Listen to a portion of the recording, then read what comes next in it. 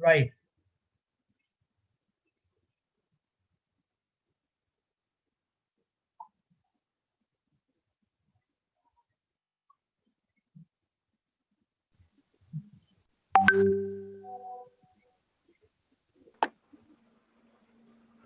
Right.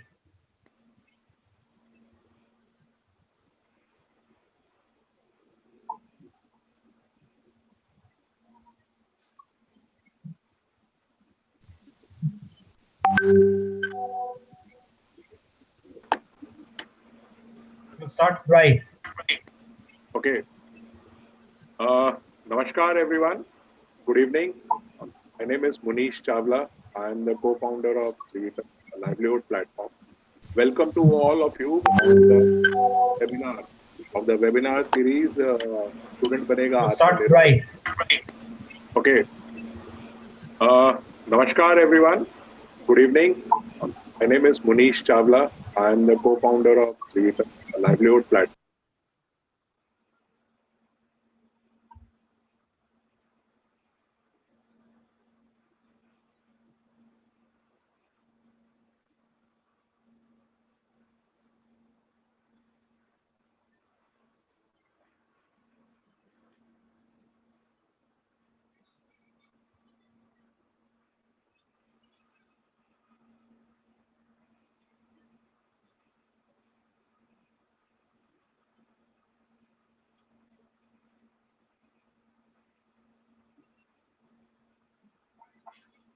KG, can I start? Yes. Yes. Please. Please. Okay. Uh, Good evening to everyone. My name is Munish Chawla. I'm the co-founder for Jeevitam, livelihood platform. Welcome to our webinar series, Student Banega Atmanirbhar.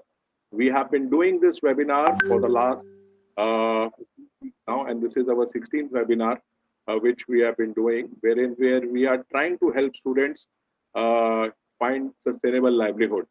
We have been getting a lot of support and response from you, which is encouraging us to do this webinar every week, week after week, every Friday, 5 to 6 p.m. Every week we bring in, very eminent speakers. This week also we have got two personalities, towering personalities with us who have done tremendous amount of work in their own field.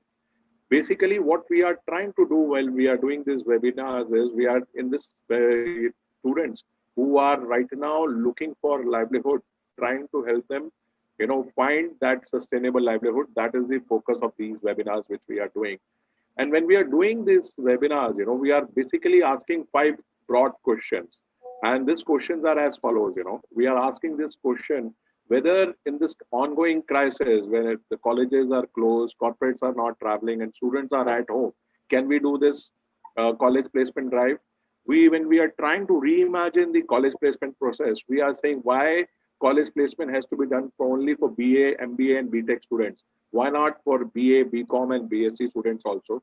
When we are trying to reimagine the college placement process, we are saying why it has to be done only for the students who are graduating. Why not for first year, second year, third year students also?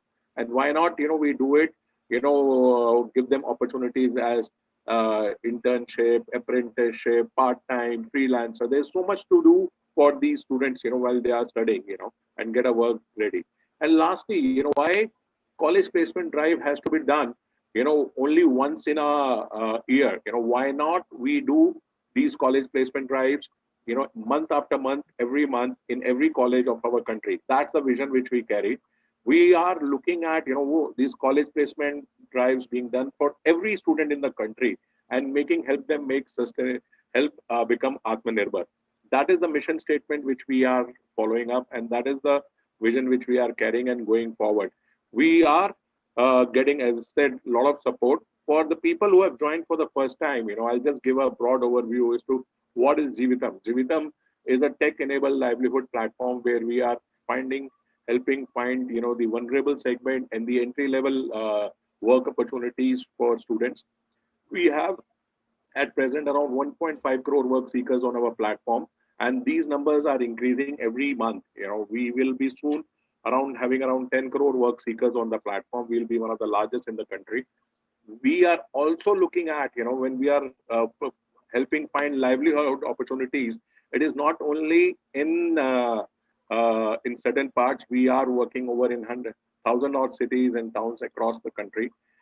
In this crisis, which is there, which was in the last 9 months, we had helped around a million candidates, with the relevant work opportunities during these COVID times also. When everything is not going good, we could manage to help a lot of, over a million candidates do that. We work in collaboration with the Labor Ministry, who are our also partner to this ongoing webinar series. We work with top corporates, philanthropy firms like IBM and all. We are doing, and soon we'll be having, big multilateral institutions also being part of, like UNICEF being part of this platform.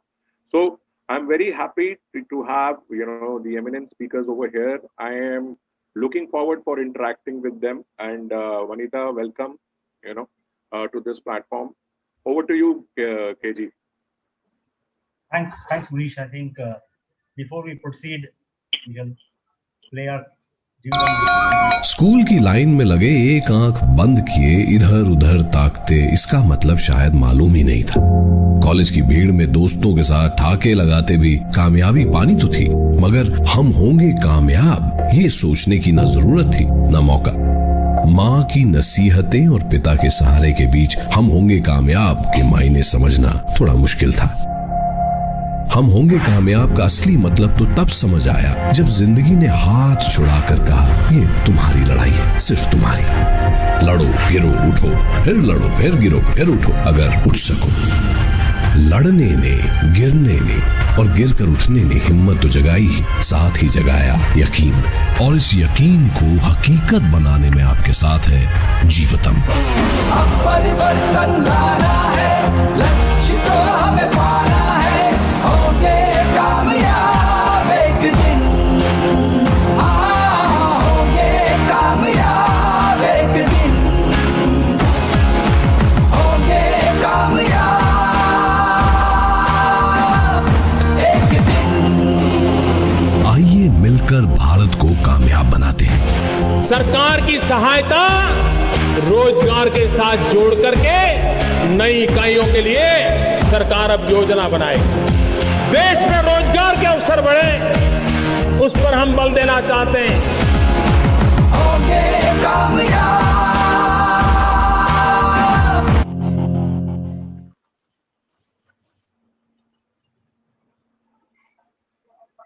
So welcome everyone again to the 16th webinar in the series Jeevitam Path to Livelihood.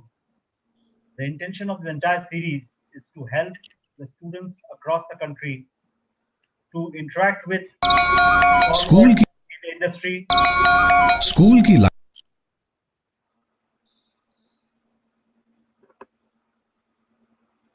stalwarts in the industry who will share not only their life experiences but also help us understand what needs to be done in these really challenging times of COVID. And as we head towards a vaccine, life still is not going to be normal for some time.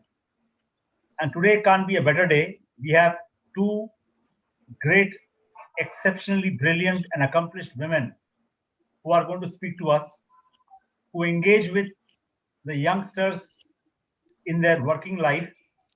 And what we will see is that how they bring in their experience to the benefit of the student community and help them understand the path ahead towards their own livelihood.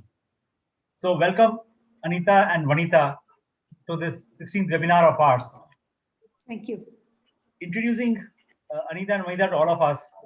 Anita has been there for about 37 years in the management consulting field, a stalwart in every right of the sense in the HR domain. And I have seen her personally for about 3 decades now. In fact, the first company I joined, the first experience I had was when she was with A. Ferguson, and they came in and transformed the way the company I worked in, Godrej, at that point of time. Since then, the company that she heads as a CEO, Cerebrus, has completed 25 years last month. A startup in an era where startup word was never used, an era when women actually led an organization. And over the years, she has led a firm that's been in consulting over 300 companies across multiple countries, apart from India, Bangladesh, Sri Lanka, Nepal, Cambodia, and in the Middle East. She has provided professional support and coaching to many entrepreneurs. I think this group of students who are watching us today are going to benefit a lot. I encourage you to ask questions if you have plans to create jobs for India as it moves towards a $5 trillion economy. I think questions need to be asked now so that you help us build this nation into the future. She's also an independent director across on the board of multiple companies, Goddess and Boys, Rane Madras, Kotak Life Insurance, and many others. And she's a trustee of the Dignity Foundation. So welcome, Anita. I think any length of words to describe you are not going to be enough. I think when you speak, let's see you spellbound the audience. That's what we're going to see. Thank you, Mohan, for calling. It's very nice to be here.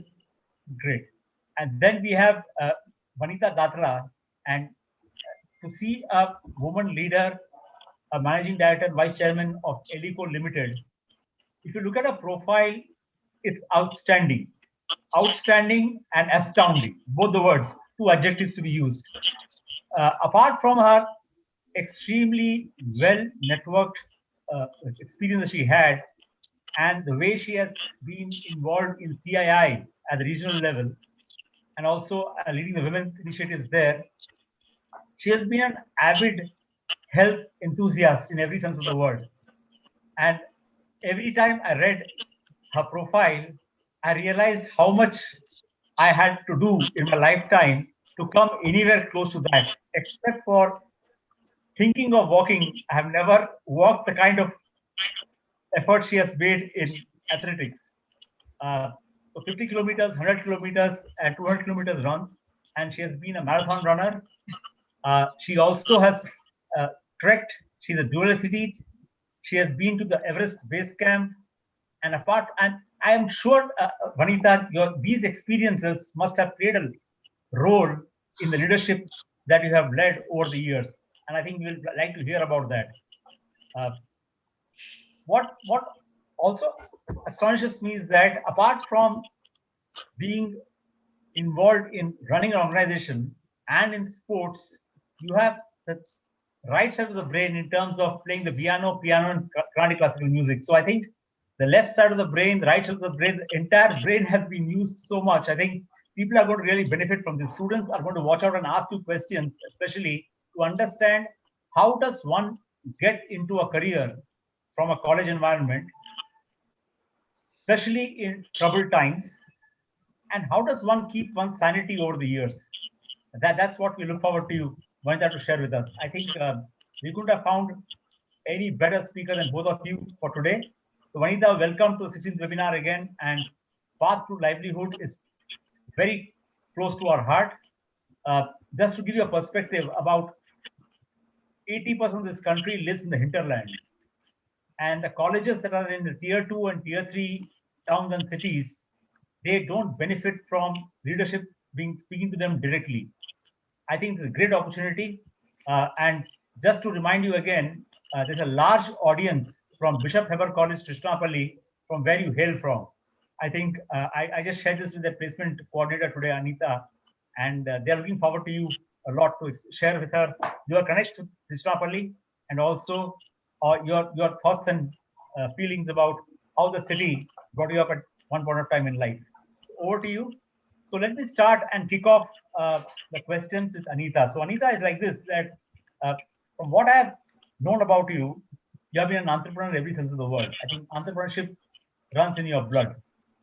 So the question I want further is that why did you start off that a little later in life and not right at the beginning when you came out of college?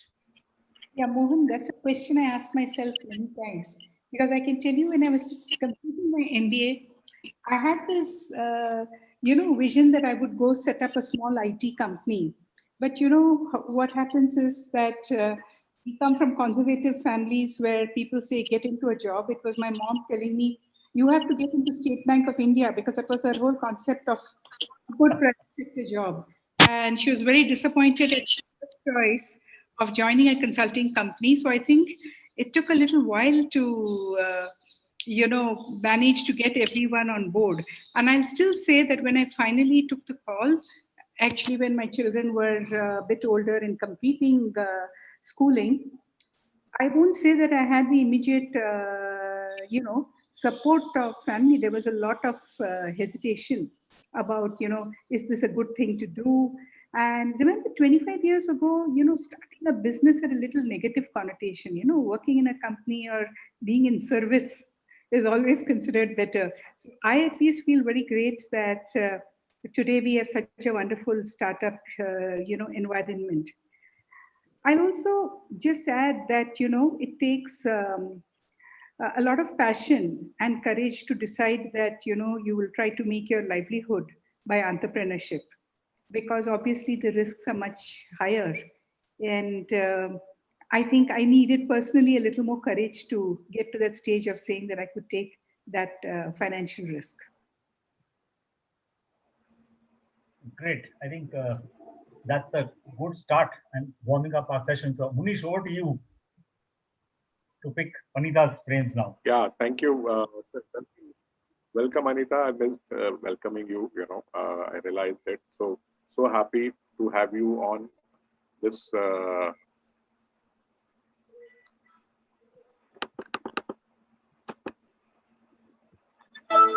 Hello. Yeah, I can hear you. Hear you. Yeah. So welcome to this webinar series, and we are honored to have you over here. Okay. Vanita, this question, I'm putting this question to you, and again, a big warm welcome to you also. I'm so honored to have you on this webinar series. And, the first time I met you, and I saw so much of energy, so much of passion, so much of vision which you carry and you bring it on the, table with us. I've worked with you in CI last year, in a lot of forums, a lot of webinars together. So really happy to have you on this webinar. And for these students, I think they are going to take a lot from you today.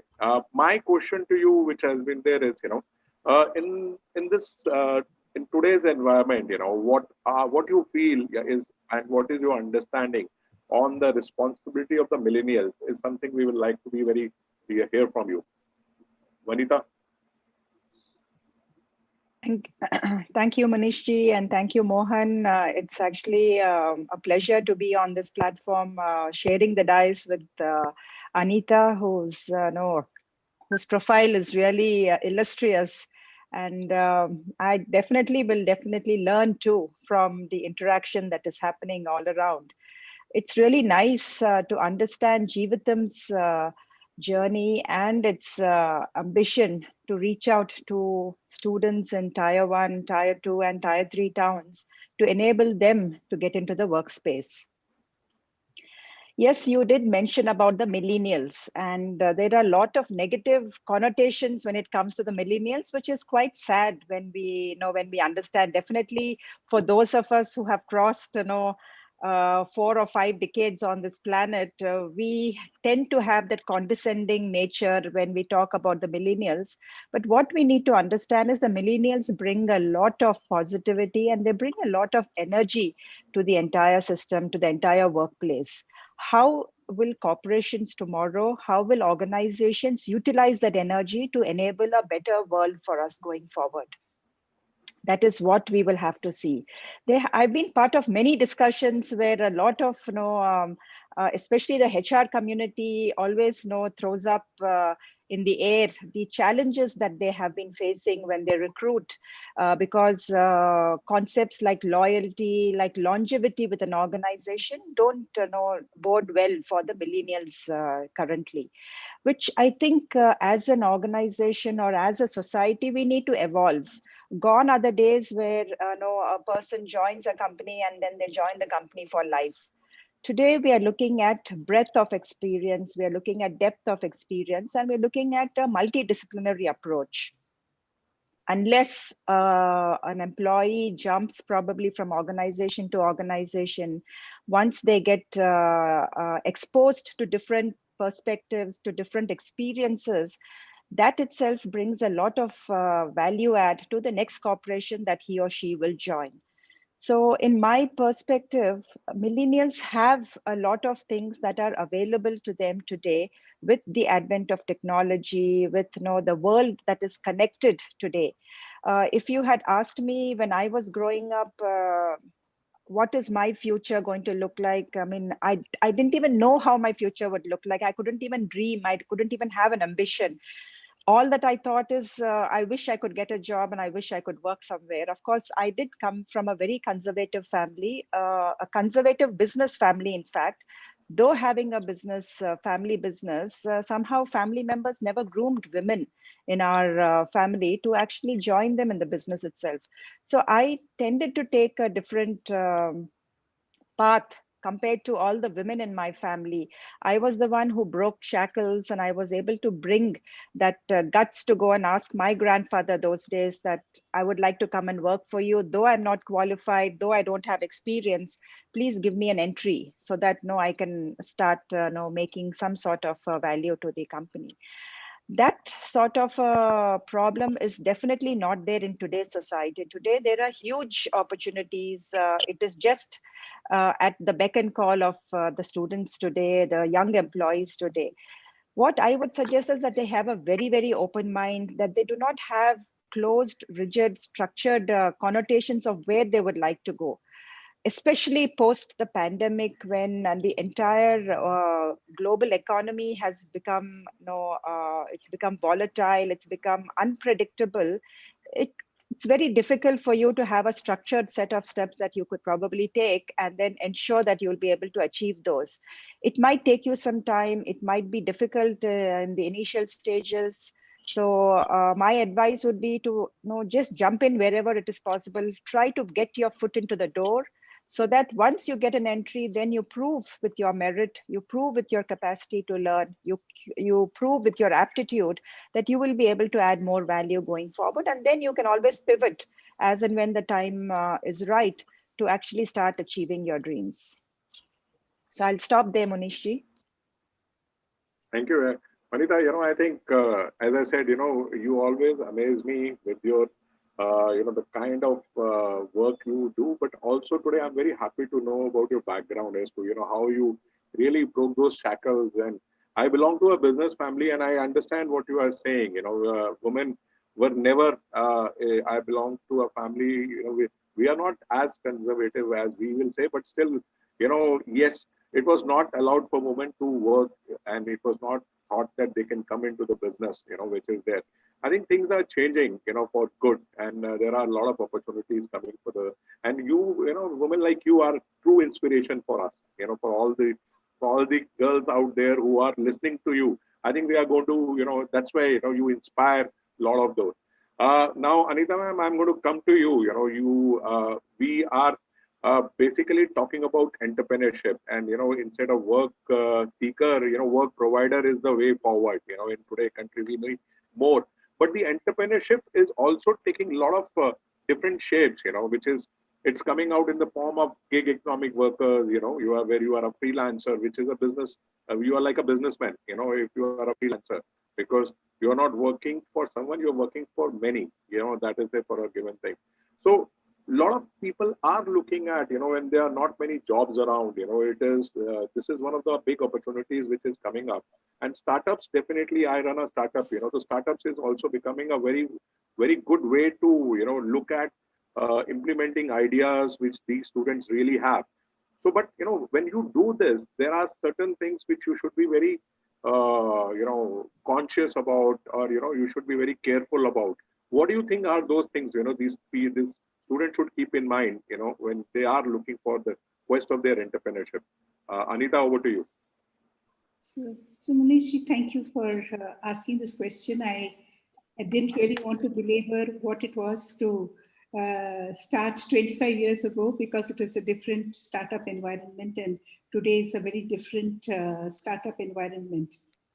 About 10 years ago, when my son was studying college. After doing first year, he went to US.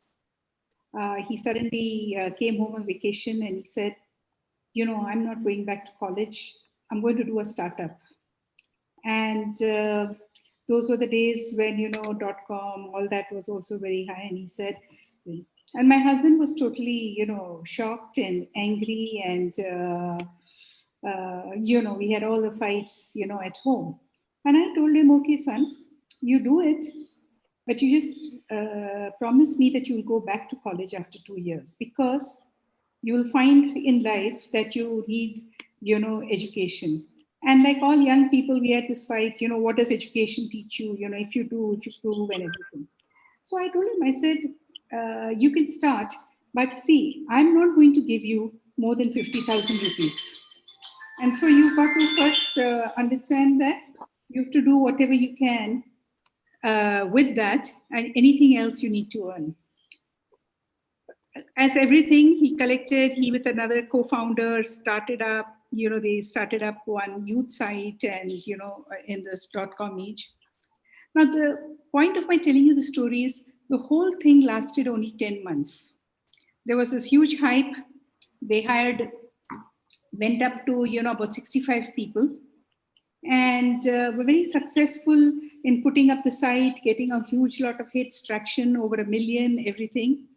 And then Sony became interested and, you know, wanted to buy them out, which they did eventually.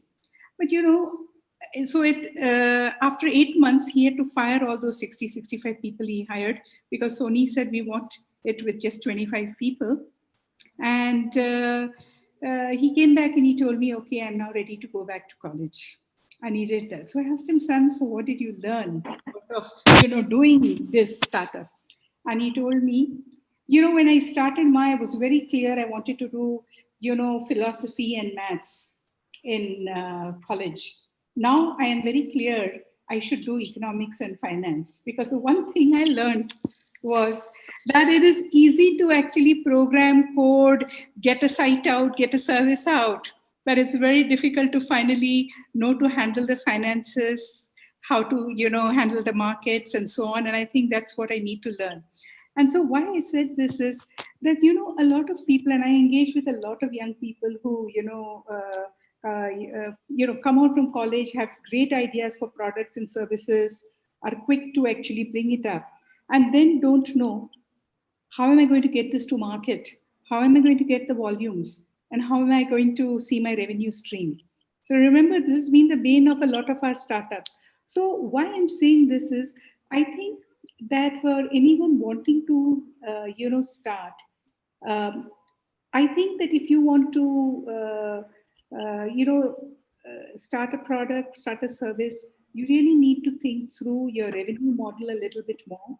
And you need to have some basic good commercial orientation. And I found even in my own life that, you know, I worked for, you know, 19 years before I actually started my own venture. And I found that the main learning for me, even as I started then, was, well, how do you actually manage your finances? How do you actually get to, you know, market and sustain relationships? And if you're doing anything in scale with lots of people thinking of products and services, that issue is even lots more important. So what I would say is, it's very important, as I said before, you need to be passionate about what you want to do. I think it's very important that you think about, you know, you realize that money is not just going to come. People read all these great stories about entrepreneurship, and, you know, like my son are thinking, I'm going to make my first million in the first 6 months. And the reality is not like that.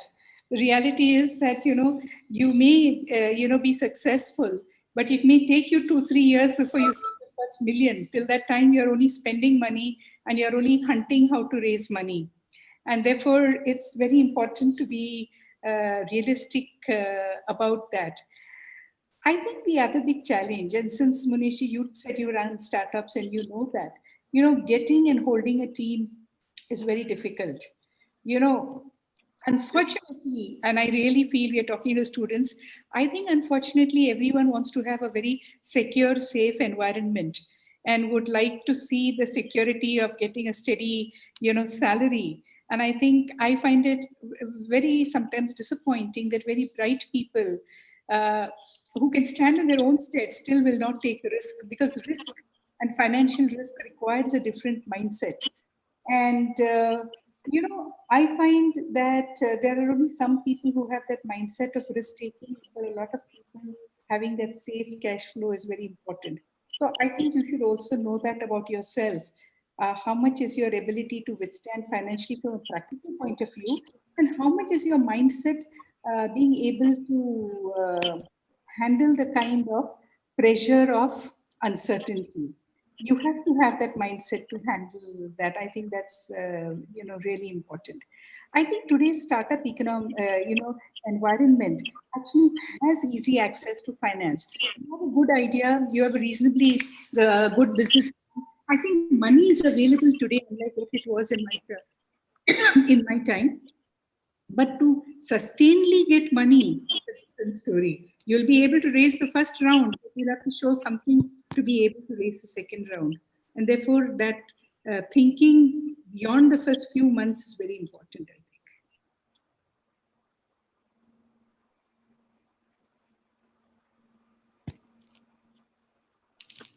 That's quite interesting, Anita. I think what you said was true, but I think 2 or 3 points that you brought up was that first you start with dream in your eyes, and you want to become an entrepreneur, and then you realize that most probably the skills that I require to become an entrepreneur don't exist with me. That's what I think the Karthik story has been. Yes. And the good news is change. The importance in this entire game is that you change directions or you change your way of looking quick. It's actually being nimble on your feet to start and accepting that what you started off is not the right direction. So, as Munish will always say, in our own game in Jeevitam, we constantly ask ourselves, are we going in the right direction? And the moment we find that certain actions are not yielding results, it's time to change the efforts you're putting in so that we don't go in the wrong path for too long a distance. And financial risks too have to be within boundaries, and you need to have the ability and the gumption to take those risks. Quite interesting for the students who want to create jobs. But coming back to you, Vanita, from a different aspect altogether, the question I have for you is that what kind of jobs are in the workplace? Well, see, what has happened in the economy over years is that both of us sit into IT cities, and what we realize is that the whole world thinks that IT jobs are the only jobs available, and are anything beyond that. And then again, people look at only a few companies and say that if my life doesn't come into these companies, do I see a dead end? For example, if you're at Facebook or Apple or Amazon or Google or Microsoft, is there life beyond that at all? And what are your thoughts around that? So, Mohan, I'm Yeah, really... Mohan. No, Mohan. Yeah, go ahead, Anita. Yeah. No, go ahead. Vanita, you answer. I'll speak after you. Okay. So, right, Mohan, I know today's youngsters have these stars in their eyes, and a lot of them that I have interacted with feel that if post their graduation, and most of them do finish their engineering streams, a few of them, even from the management streams, also feel that once they get into these top IT or tech companies, that their life is made. And they don't realize that this is very, again, a short term. Technology is advancing at giga speeds today. And probably another decade, whatever jobs are available today might totally change. And the requirement and the requisite skills that if you do not upskill yourself, if you do not open yourself to learning better skills, newer skills, and creating a value for yourself at the workplace, you might again tend to get automated, you might tend to get replaced by automation, by whatever technological advances are happening at these places. Today, yes, India is known to be the back office code writers for the rest of the world. Unfortunately, our talent is much more than that. Unfortunately, another statistic that I can quote is that most of the world's R&D centers are in India, And we have our youngsters actually creating R&D for the rest of the world. We are not doing that for our own country, for our own companies, for our own technologies. And that is where I think we seem to be losing out. What we will have to understand going forward, and I know it's a huge ask of the youngsters today, because youngsters today are not looking that much further into their future. They probably are looking at the next 4 years or the next 5 years, once they graduate, which is the first job that they get. Beyond the job, what is their career path? Of course, marriage will be on the cards, and then getting a dream home, a dream vehicle. So while you do cross those steps, you will also have to understand as how is the demographic dividend of this nation going to help in repositioning our own country? Because today, if you look at India per se, the asset that our country has is this particular section of the population. And if this population goes and takes those correct decisions and moves in the correct direction, then our country will definitely gain from that. If not, we will again start creating value only for the rest of the other countries, maybe the Western nations, the more developed nations, and we will continue to be that low performing, no value add to our own country, which is not going to help us. So somehow I feel that the academic sector or the corporate sector will have to bring about this reality to the current youngsters so that they understand how it is that they move in future. Anita, you also wanted to add something to this, so please go ahead. I want to add something that was very here and now, probably for the audience, and that is just this, that, there are opportunities not just in the IT sector. If you look around you today, healthcare is definitely going to be the area of focus for all of us for the next 2-3 years. And, there are so many jobs in healthcare that need so many different qualifications. I think that many of the students here, probably many of you are also not engineers. And I want you to just know that, there is not just one qualification that is engineering. You're in Bangalore, you're in Chennai, engineering seems to be the only qualification that is, available, and that is, the focus. I, want to say to you that look at, what is happening in education, look at what is happening in healthcare. I mean, of course, when I say healthcare, there's also the pharma companies. There are a large number of companies in these sectors that are recruiting. So unlike Mohan, what you said, Apple, Microsoft, yes, they are the big and, the dreams there, but there are lots of other small companies out there, besides IT and all these smaller sectors that are actually doing a lot of interesting work. And I think as a student, my question always will be that what do you want to do in your first 5 years? It's very important for you to have your own objectives. As every stage in life, you should, think. So I think the first 5 years, you should really be focused on trying to get, maximum, knowledge, and trying to figure out what is it that really interests you.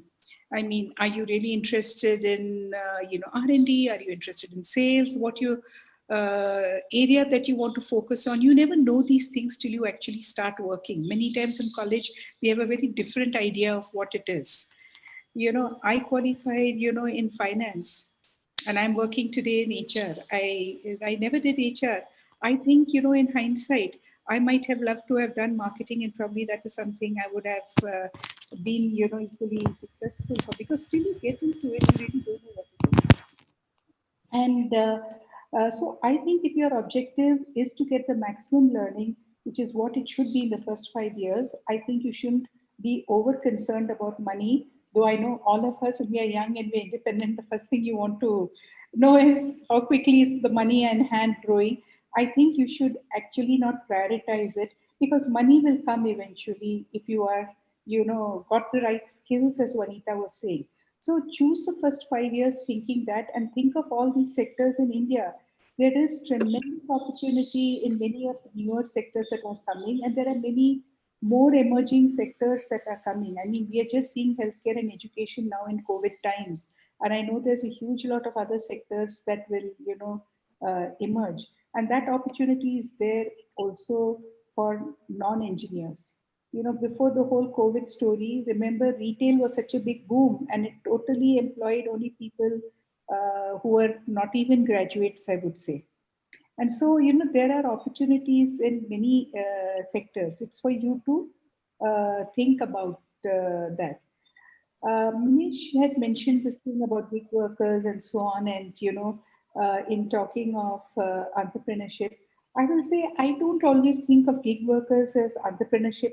I think it is only a flexible work model that, people have, either as individuals or companies, encourage. And I think that we have to bear in mind going forward that most companies are going to hire a lot of people below 5 years experience, on that contract or gig model. So it may not be your choice. It may be also just how the environment is. And I think you should not feel afraid of it. If that learning opportunity on that is great, you should take it. You will eventually find your way to, what you will say, the comfort, secure jobs. But you should not be afraid, I would say, of taking the learning opportunities in the first few years. Let me also add, Mohan, just before you continue, let me also add a couple more points. So for the students especially, and for these students that are from the Tier 2 and the Tier 3 towns, where industry is really not very present, or you may not have too many firms. How does one consciously seek out, such opportunities? How does one seek out assignments in firms? And when we look at opportunities, we tend to look at, probably platforms like LinkedIn, or we look at other platforms through the network that we have. We talk to people who are already at the workplace and try to somehow get an opportunity to to get into those places. The other thing that I would like to probably point out, especially for the Tier 2 and to the Tier 3 students, is to also look into your own towns. Look at what are the firms that are available. Go and visit the district industry center, for example. Get a list of all the industries. I'm sure there are a lot of engineering firms. There are a lot of manufacturing activity happening. It may not be on the large scale, but medium and small scale is very, very relevant to you, because as Anita mentioned, that multidisciplinary approach in getting your skills aligned at this very young age becomes a value add. It becomes an asset to you as you grow in your career. Today, yes, if you are an engineer, or if you are in management, or if you have a liberal arts degree, getting an exposure to the real workplace skills, whether it is in finance, whether it is in HR, whether it is dealing with legal departments, with government departments, the taxation, whether it is GST, having a hands-on approach in these areas will definitely give you that added edge when you actually get into a bigger firm or into a bigger organization, because that experience and that wealth of knowledge that you otherwise will not get in sitting in a classroom will help you set yourselves apart.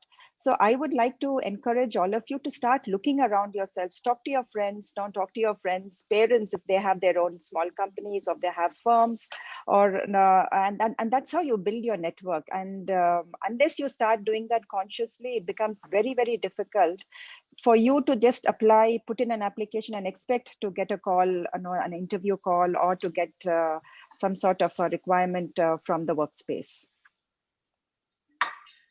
I think well said, Vanita. I think you brought about the context of networking important, right, from the student point itself. And the multiple colleges also have various kinds of clubs that they have. And that becomes also a great start networking in the industry. Anita, from your perspective, I think rightly said, because Dr. Devi Shetty about 2 years back said the US, the #1 job provider is healthcare, much before COVID came in. And now, and that's how the India too is going to run. And just to give you an example, this morning there was a blood test to be done at home, and this gentleman Abdul came in, walked in. He starts his day at 5:30 a.m. in the morning. He comes from ThyroCare, the Bombay-based organization, and these guys, he's been running this for the last 10 years. So he gets up at 5:30, walks out and gets blood, and gives the result in the evening at the most competitive rate possible. So entrepreneurship of those kinds will occur, and that will expand. So healthcare, multiple roles will occur, and I'm sure that's going to that's going to be the way the industry moves ahead, providing jobs. But more relevant now, Anita, what do you think in the current context of the disruption that's happened? What jobs are right? Should people go hunting for internships at this point of time? Should they go for higher studies? What do you think is the right way? And Jyotika Raghunath, who's one of our attendees, she has asked a pointed question that if it is internship, how do I go about getting an internship? Can you help me on that? I'm going to give a little long answer. Anita, your voice can't, you may have to come closer to the mic. Yeah, I said I'm going to give a little long answer just to touch on Right. many points. I think to your first point on networking, I just want to say one thing we all miss, and I think today is quite important. See, there is really a lot of organizations that are doing voluntary and philanthropic work, especially in this COVID time. I find that, you know, a lot of the students who volunteer and work there, they themselves come in touch with a lot of people who donate and, you know, I will say other philanthropists. And I know, you know, at least 4 or 5 instances during this COVID time when people have said, you know, you saw that boy, how, you know, dedicated he is. I think, you know, I'd like him to come and see me and see what it is. See, I think you don't even realize some of it, of this is networking. And I keep telling young people that, hey, go volunteer, you know, even if it is for 5-6 hours in a month. You never know when that relationship is really going to help you professionally. I think that's one thing I wanted to just add. We miss this more many times. Now, Right. the second thing about internship, I think you should definitely, you know, look at internship. And when you said that, what can you do? I personally think that if you look at a set of target companies, don't necessarily look at the big companies, look at a lot of mid-sized companies. And today you can look at mid-sized companies, you know, you just, I will say, go through, watch the Economic Times, you know, for a month, you will figure out a lot of the good mid-sized companies. Just go to their websites and see, nearly everyone has a careers one. Write and say, I'm interested in this, you know, have some nice story about why you're interested in their place of work, and say, I'm willing to be, you know, an intern. I can tell you a lot of people writing to me for, you know, internships in, you know, and sometimes we see their background is interesting, and we say, okay, we want to do some research. And I will say some of the good jobs I've hired have also been through that route, not just now and, you know, throughout. And I know every company would talk about this experience. But, you know, I think you have to put a little, you know, effort to target a set of companies, go look at their websites, and you will find that people write, and in many cases, they do encourage. It's a little laborious, worth doing. See, the second, you know, thing, Mohan, I want to just say, you know, I have one of the girls who's working for me. And last year she said, well, you know, here's this multinational retail company, more salary and all that, I must go. I told her at that time, I said, it's fine, you go. You please, you know, find out how long it will sustain. Because anyway, she went, and sure enough, as soon as COVID started, within 2 months, they fired her. And, you know, hugely, you know, upset. And she was looking for a job for 3-4 months, and then she, uh, you know, said to me, you know, ma'am, I was getting, you know, 12 lakhs with you. I, you know, went there thinking I'm going to get 16 lakhs. Now I'm getting I'm getting offers only at around 9-10 lakhs. And, you know, I'm now getting jobs that are, you know, on contract for 6 months. Should I take it or should I not take it? You know, because I passed up twice. And I told her that, see, you know, I think you have also to remember that people who play the game, both employers and employees, who take advantage of environment, situation, and so on, you know, you once you get in and say, I'm going to play that game, you have to be willing to accept that lower salary and say it's better to be working and in touch, because you can do the same thing, you can move out and go, and the market will turn. And I think we should all be clear that the market is not going to turn for another 12 months. I would say it's going to definitely take another, from a hiring stance, it's going to definitely take, 12 to 15 months for the market to, turn, and for salaries to come back a little bit to what they were even last year. Because everyone will take advantage of this situation. I mean, even as employers, we are challenged. If you can get resources at lower salary, you're going to do it. And so, I think you should not get stuck up with, I had this salary in mind, or I was at this salary, what's going to happen if it gets lower? Mohan, I've had a lot of people tell me that, well, if I accept something at a lower salary, remember all my future employers are going to give me a markup only on that salary. And so it's better that I don't take that salary. See, I disagree a little bit on that, because I think if you have the skills, at the right time, you can also negotiate equally and you will get a job. But I always feel that if you have gaps in your career and you're sitting around, people are a little bit more worried about what does it mean? Why were you not getting a job, or were you having some other issue? And therefore, I think that it's always good to be doing something, whether internship, whether you're taking a salary at a low level or you're taking a contract job. But being in touch keeps you in the network, opens always more avenues, and salary is something you can always negotiate when the market is high. I mean, it's sometimes a buyer's market, sometimes a seller's market, and you have to look at your services and your, thought, I think, just, in that manner. So the point I wanted to also touch on is that, see, searching for jobs, you really have to do, as Vanita said, everything. Look in your place, look at whom you can approach. You need to do that. But you also need to make the concerted effort of saying that these are a set of target companies, and write into them, try to get to, meet with someone there and say that you are. Normally, if you are, a little bit persistent, and especially with mid-sized companies, they entertain you more. See, the large-sized companies are always a bad bet. They have very much established processes. They will not move away from it. And, I will not waste my energy on the large-sized companies. Thanks, Anita. I think very well said. I think, Munish, over to you. Thank you very much. I think this is really good. I think students are getting a lot of insights from both you and Anita and Vanita, to this. I'm a big optimist, and I always look into, what crisis, the opportunities this crisis is bringing in. Yes, there is a downfall. Yes, there are challenges, but I'm sure there are opportunities also coming in. Vanita, you have been an inspiration, I keep saying, and for women especially, my daughter runs a platform, Women the Inspiration. And I have some statistics in my head, courtesy her, is that women in workforce is very low in India. We have around 27% of Indian women working, whereas the industry average is around 42%. So we have a long way to go in terms of, the women force participation. And if we are looking at $5 trillion economy, I think women have to play a very important role into this. Ladki bachao, ladki padhao happened, and the girls got educated, but after that, they are still not getting into the workforce.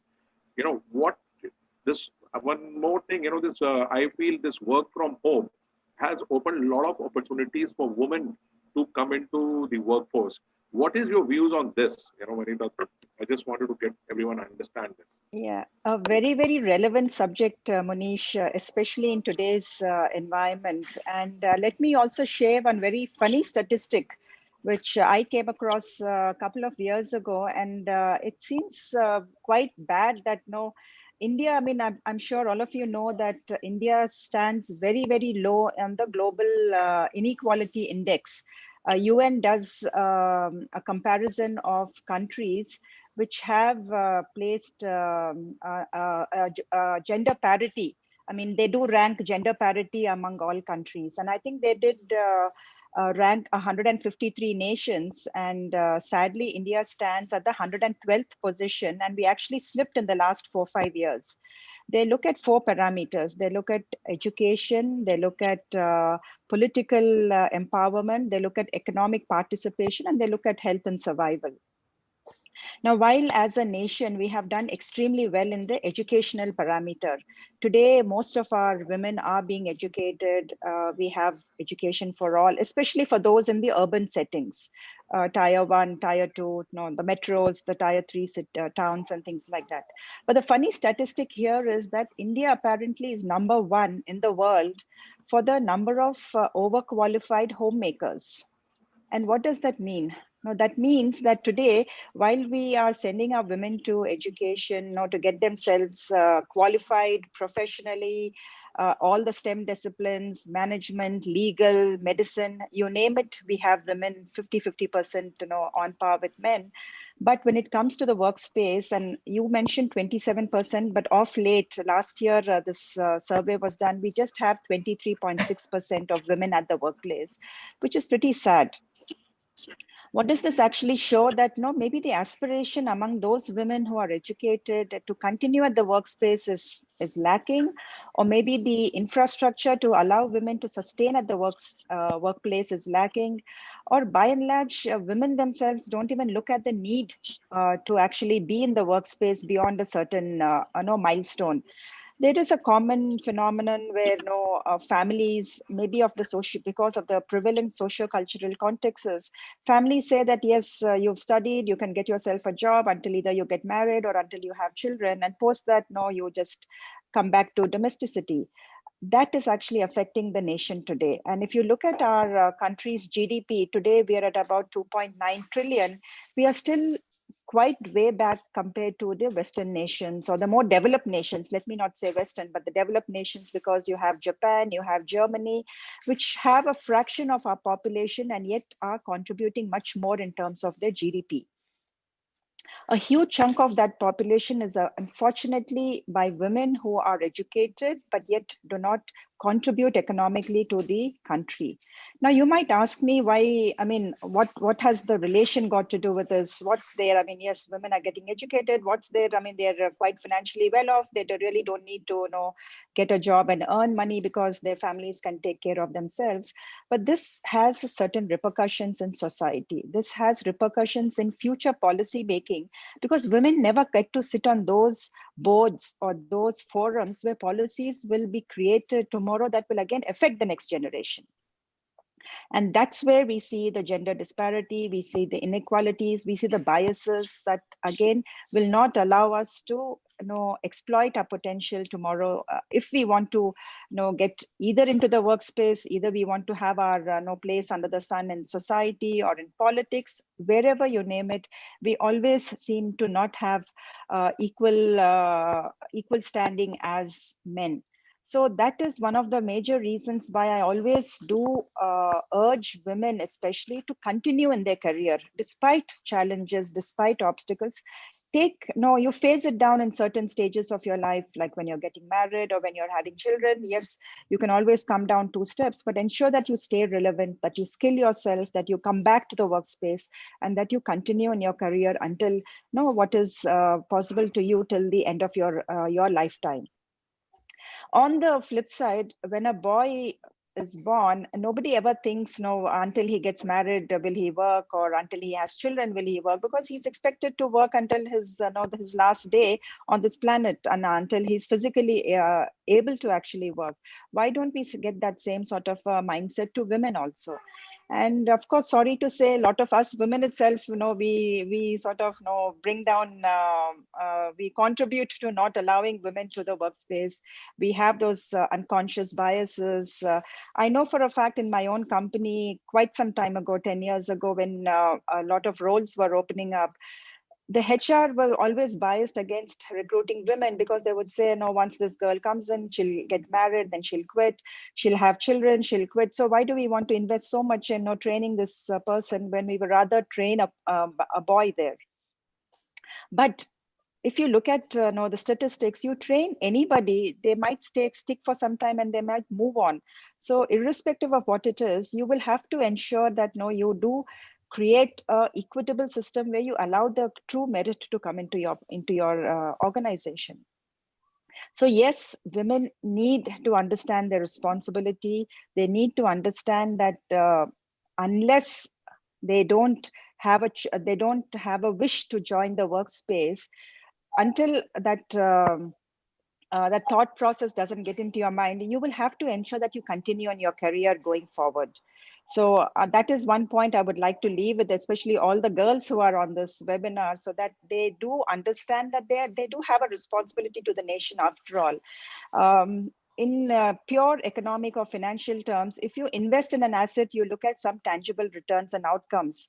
Now, if we are investing in our girl child and getting her educated, I think the nation deserves some tangible outcome out of that. And that will only create a better quality of life, better infrastructure going forward, and things like that. Well said, Vanessa. I think the women workforce, and we are still talking about the organized sector.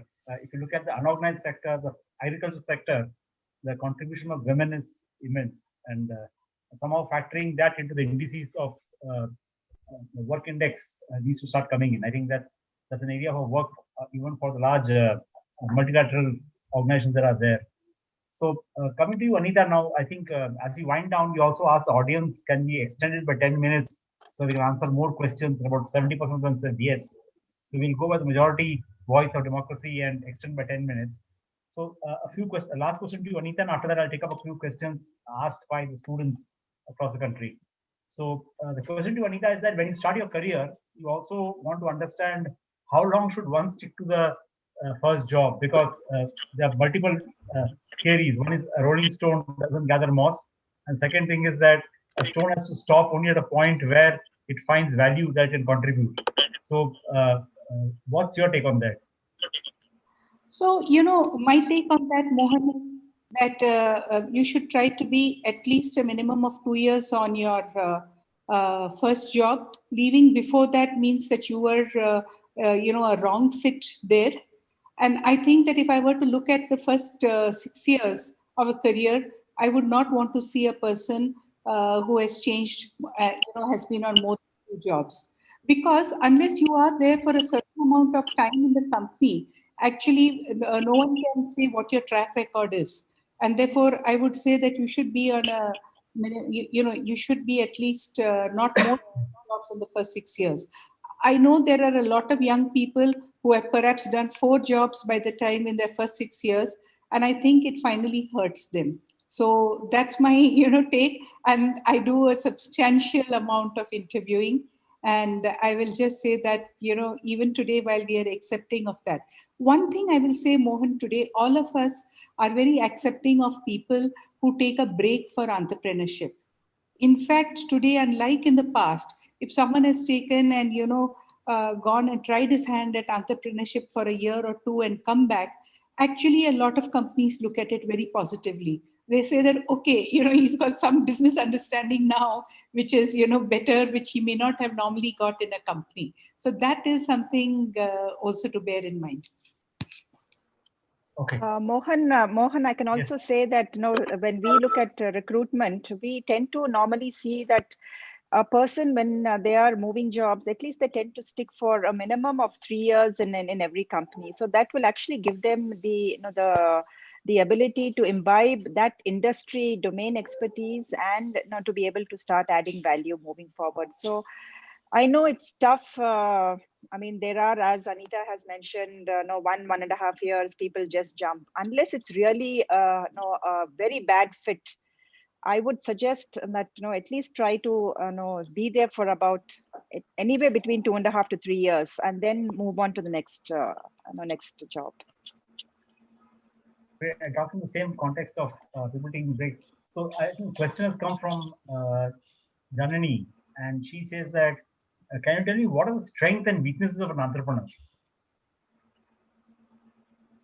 So Mohan, there are different types of, entrepreneurs. I mean, see, you can either be an entrepreneur because you're just very technically good in your product, but you have got maybe, I will say, average and marketing skills, but there is a niche for your product. Or you can be an entrepreneur who's, excellent in marketing and therefore can create a product. Finally, remember, there has to be a balance between your having a good product or service to offer and as well as good marketing and excellent customer service. to me, the one single most important thing is wherever you are, you have to be customer centric to the extreme. See, even today, I tell my clients, you call me 24 hours. There are many people below my team, but be sure as a CEO, I will answer the call even if it's 1 o'clock at night. And I think that, customer centricity and that extreme customer in front is the most important thing you need to have as an entrepreneur. The second thing is you have to have a reasonable understanding of commercials and financials if you have to survive. I think that's one of the most important things that I will say has helped me survive so many years. You just have these two. I think you'll do everything on your product service to make it happen. So my take would be to ask you, would you ask the same thing for a mother? Would you ask a mother whether do you have strengths or weaknesses?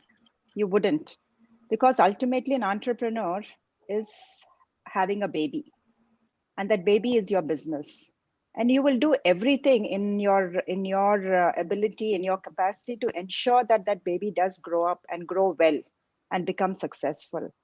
So yes, you might have the skill sets, you may not have the skill sets, you might outsource your skill sets, you might develop a team, but ultimately ownership is yours and you are accountable. The buck stops at your table. So if you have that sort of a capacity, if you have that sort of a resilience, if you have the ability to fall and get back and fall and get back a number of times, then you will definitely become a good entrepreneur. If you do not have that capacity, it will become difficult. It will be it's a journey. It's a very tough journey. I mean, I'm sure no entrepreneur will tell you that it was success and no smooth sailing all the while. So one has to be totally prepared, and it is a 24/7, 365.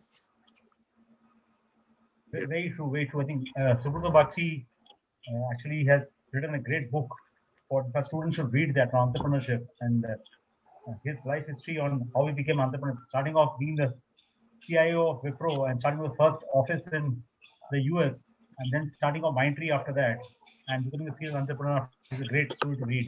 So, Munish, you want to kick off the last question with Vanita, our favorite question on work from home?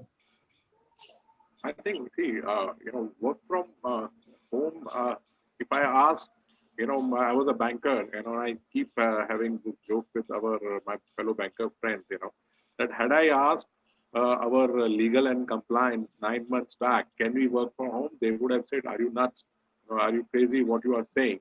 And today, all those BPOs and KPOs and all those bankers, they are sitting at home and working. I am a traveler. I travel a lot, but for last 9 months, I have virtually not gone to the airport. So, with work from home, how is this whole new whole this world changing? Remote working. What are the opportunities coming, Vanita? What do you feel? I think there remains opportunities, and if you look at a silver lining that the pandemic brought about, definitely this flexibility for a person to work from anywhere. Technology has come to certain levels where it has helped everybody to still stay connected. I mean, if you had asked me work from home maybe 2 decades back, this would definitely not have been the case. But I think today, these sort of disruptions have created the ability to work from wherever, as long as you have a good connection and as long as you maintain ethical standards and you maintain industry perspectives, you will be able to contribute value to your organization. So work from home is here to stay, I'm sure. Different ways in which one can actually do that will definitely evolve in the coming years, I'm sure. So this is a huge opportunity for those, especially for girls now. So people coming from conservative backgrounds, conservative families, it's a huge opportunity for them to at least get into the workspace through the work from home. And then later on, the hybrid models are going to be there. There will be few days working from home, few days going to the office space or working at some co-working space, because I'm sure that the industry is going to change going forward. Even if it's a manufacturing, so today manufacturing concerns are not allowing you to work from home. And today my own company, I have 90% of my staff working from home, whereas I have about 10 to 15% of my employees who actually come because they need to be there on the shop floor. But tomorrow, with the advent of, say, 3D printing and other technologies, probably even manufacturing activities can also happen from home. Who knows? I mean, that's the impact of technology today. So anything can happen, and one needs to just be prepared. What is necessary is, are you willing to get yourself trained and upskilled in that environment so that you will still continue to be relevant to the workplace? And that is what you need to start working for yourself. So I'll stop there, Monishji. Thank you very much. Thanks. I think this is amazing. KG, over to you. All we can say is that, Nita and Vanita, I think the students have lapped up your advice. I think the good part of our entire discussion today has been that you haven't dwelt only about your lives. You have brought them to a state where what relates to them to the current state in the economy. And I think students have dreams. They are going to aspire for the moon. They're going to find obstacles at some point of the time in life. It can be the early career or mid career or end career. But the fact remains is that how you evolve as a leader, how you evolve as a person working in an organization occurs right through your career. And the starting point is always when you come out of the starting block of a college. And those who always felt that job starts when a college graduation ends is not true.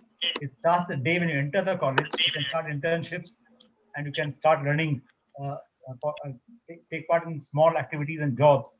And I think students today are quite aware of that. The only problem with them has been that where do I go and look for answers? Google is always an answering point, but Google and Quora can't give you the wealth of experience that people have. And that has been our focus on these webinars, that people with depth come and speak, no superficial answers. People who have actually got scarred during their journey of life, if they give answers, like if Vanita talks about how she fell when she was on a mountain trek, or Anita talks about how she struggled getting payments back from people whom she consulted for and who struggled to pay her. Those answers are very relevant for students today. So thanks a lot for participating in this webinar and helping our students understand that the light is definitely there at the end of the tunnel, and it is not a train coming. It's basically the light of post-COVID, where they will again see a different world emerging. And the new world may not be the same as the old world, but surely it will be a world. This planet has been there for about 4.5 billion years. It's going to last for 5 billion years more, and the journey continues. So thanks a lot once again. So Munish, over to you. Thank you very much, Vanita, and thank you very much, Anita, for being part of this webinar series. I'm sure students must have, taken a lot from you. You both are really an inspiration to all the students who are there, and there are a lot of good takeaways. The journey to, for Student Banega Atmanirbhar continues. We are on a mission, and to get every student in our country get sustainable livelihood.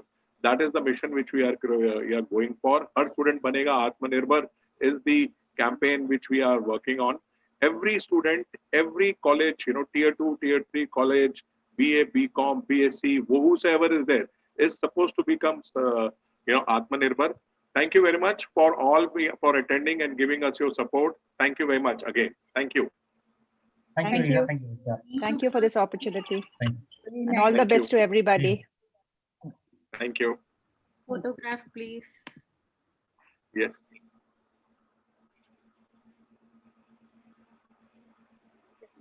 1, 2, and 3. Thanks, Srishti. Thank you. Thank Thank you very much. Thank you, Srishti. Thank you, Mohan. Thank you, Manishji. And thank you, Anita. Very nice meeting you, Anita, too. Nice meeting you too. Bye. Bye.